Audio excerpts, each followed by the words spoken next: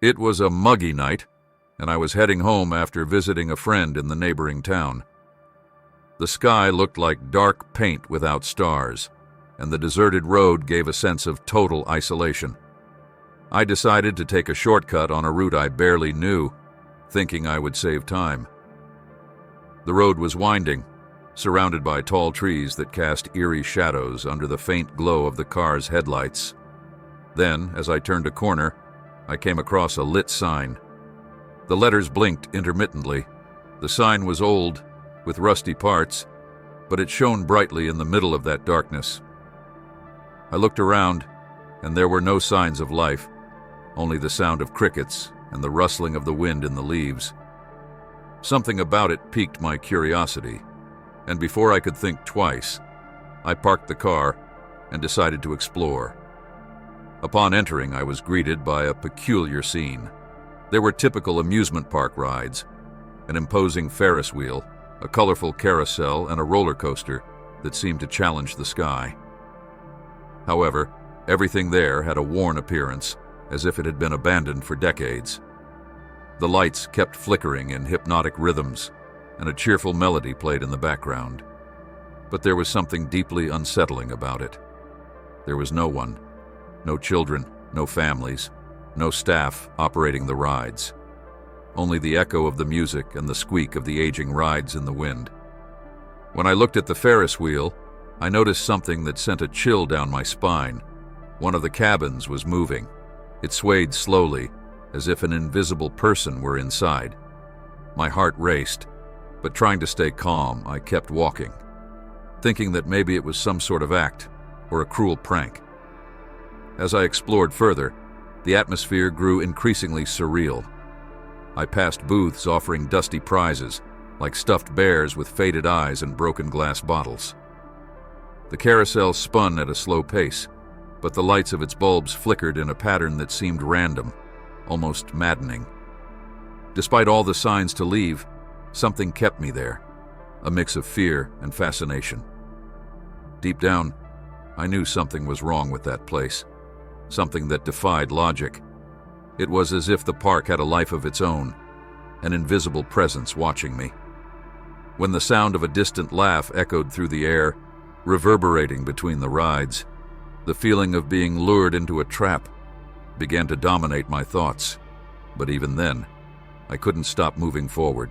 I decided to keep exploring, despite the feeling that I should leave as soon as possible. I walked up to the carousel, one of the rides that seemed to be the best maintained, though still aged. I touched one of the wooden horses, and immediately a strange sensation ran through my hand.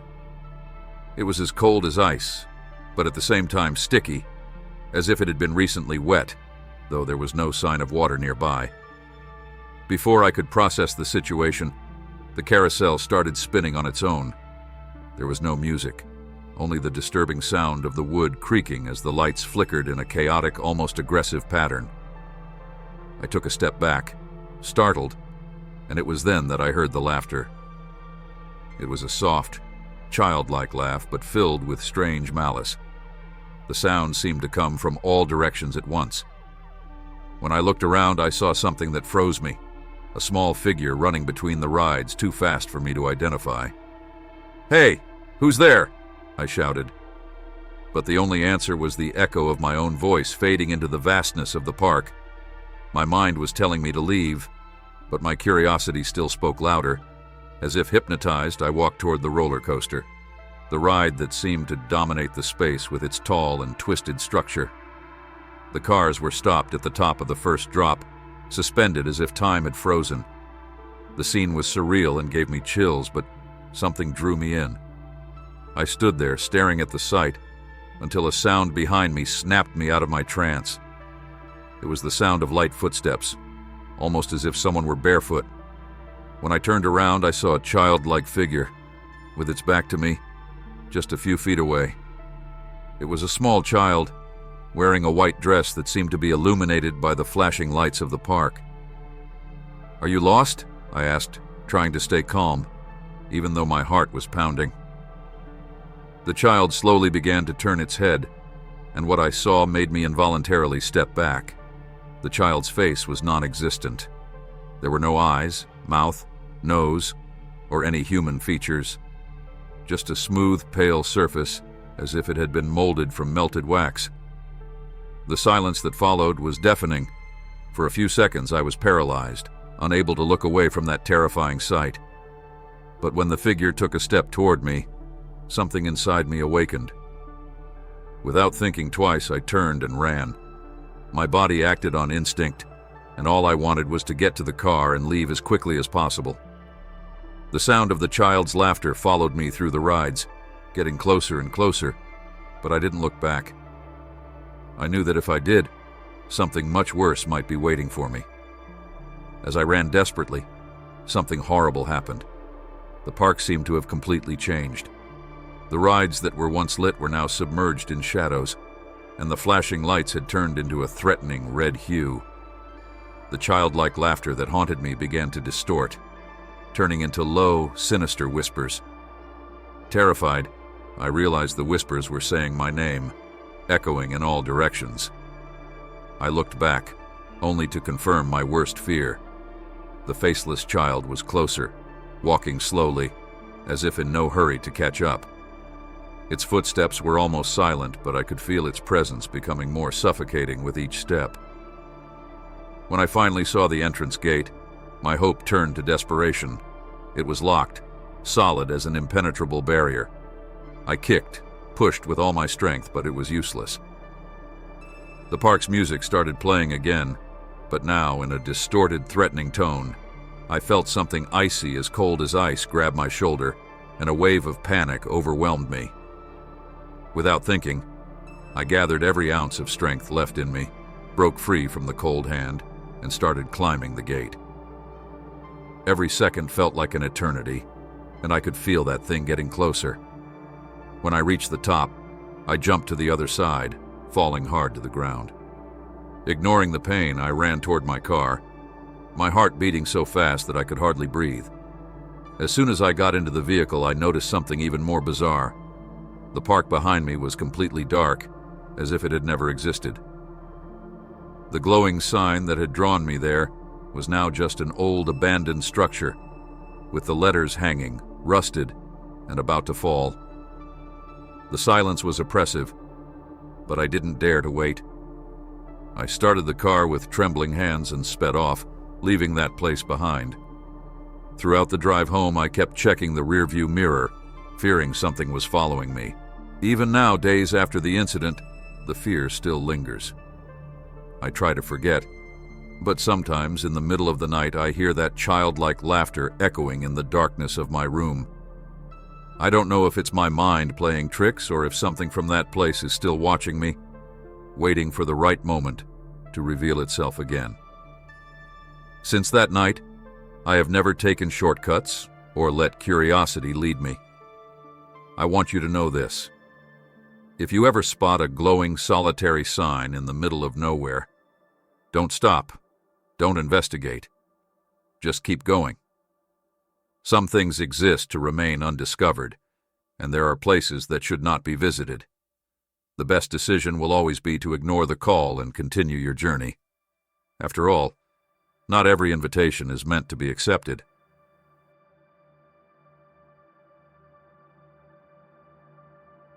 I never imagined that an amusement park could turn into such a frightening scene.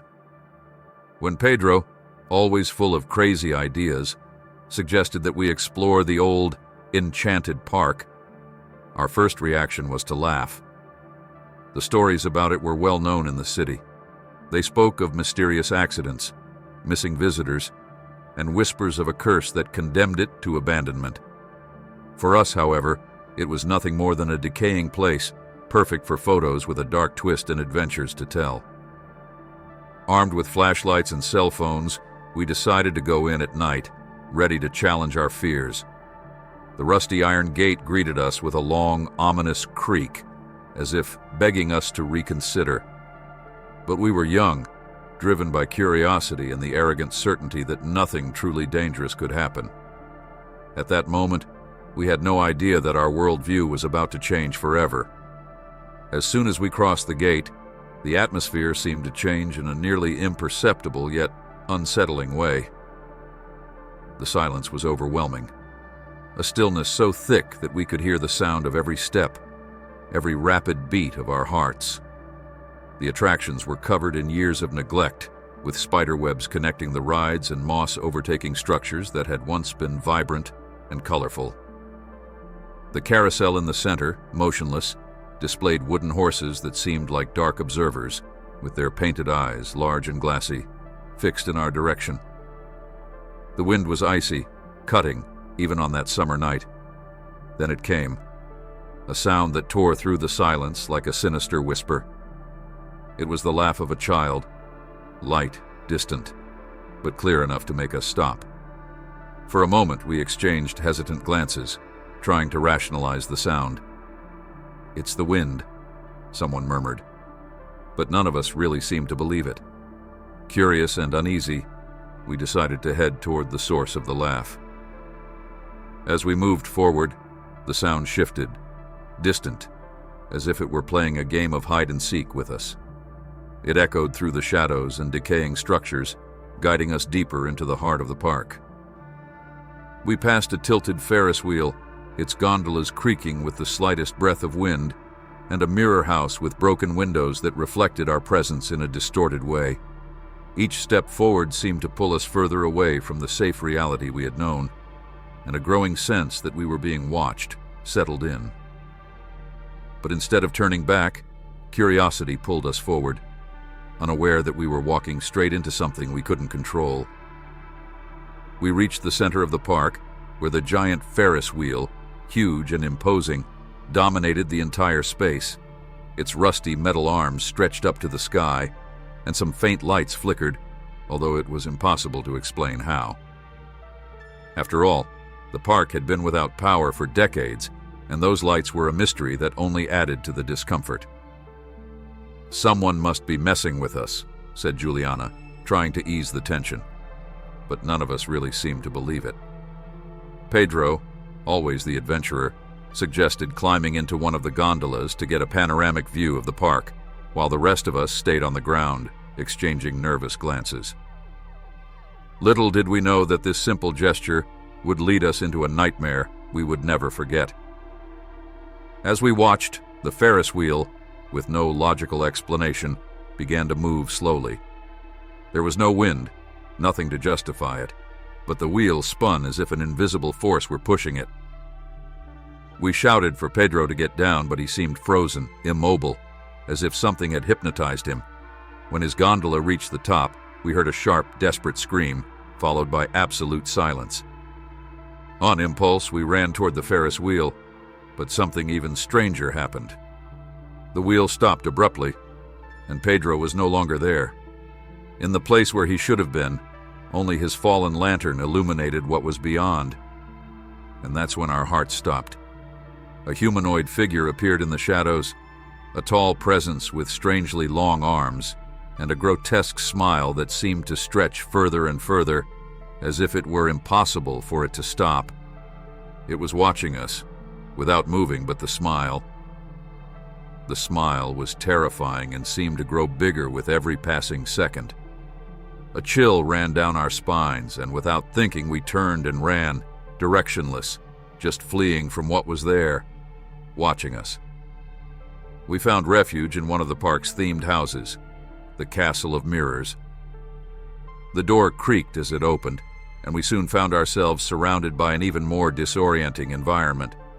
With each step, the reflections in the mirrors around us seemed to follow us, but not exactly. It was as if our reflections were frozen, standing still, watching us as we desperately searched for an exit, not knowing if it was just an illusion or if we were losing control of reality. Inside the Castle of Mirrors, the feeling of claustrophobia intensified. Each mirror reflected something strange, as if the very essence of the place were distorted. The environment was full of angles and winding corridors, creating a sense of an endless maze. We tried to leave, but the place seemed to swallow us, the doors closing behind us with a muffled sound. Our reflections, which had been still before, began to act independently, as if they were trying to trap us there. With each turn, a new macabre vision formed, and the figure we had seen on the Ferris wheel seemed to be there, watching from a distance, surrounding us without ever moving. The fear was unbearable. We backed away, running toward what we thought was the exit, but the space seemed to expand and contract as the smiling figure drew closer. We knew something much worse was about to happen, but we no longer had the strength to fight. It was at that moment that Juliana disappeared. We were all in panic, trying to understand what was happening when, suddenly, she simply vanished before our eyes. It was impossible to believe, but her body disappeared, as if it had disintegrated, while her reflection remained trapped in the mirror. She banged on the glass, trying to call us, but there was no sound. It was as if she were on the other side, trapped somewhere we couldn't reach. Her face, still reflected, seemed to beg for help, but in the next instant, even that faded, leaving us in a terrifying emptiness. Lucas and I, stunned, didn't know what to do. The only reaction we could have was to run, desperately, toward the nearest exit. Every step felt heavier than the last, and the feeling that the park was closing in around us only grew. When we finally reached the gate, we were confronted with the reality that it was locked. The park now felt like a prison, an invisible force preventing us from escaping. I am the only one who managed to get out, but I don't even know how. The memory of it all faded in a foggy way, as if something had altered my perception of time. All I know is that I woke up in the parking lot, with the sun starting to rise and the park still there, silent and imposing. Pedro, Juliana, and Lucas were never found again. I tried to tell the story, tried to warn the authorities, but no one believed me. Those people couldn't comprehend what had truly happened, and the officials said it was fine, that it was just a mistake or stories from the mind of someone who was scared. The park remained closed, inert, but whenever I pass by, something sends chills down my spine. I hear childish giggles in the distance, as if their presence is still there, watching, waiting.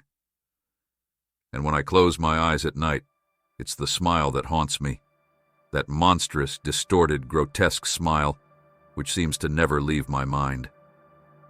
Every time I try to sleep, I see that smiling figure watching me, standing in the shadows, waiting for me.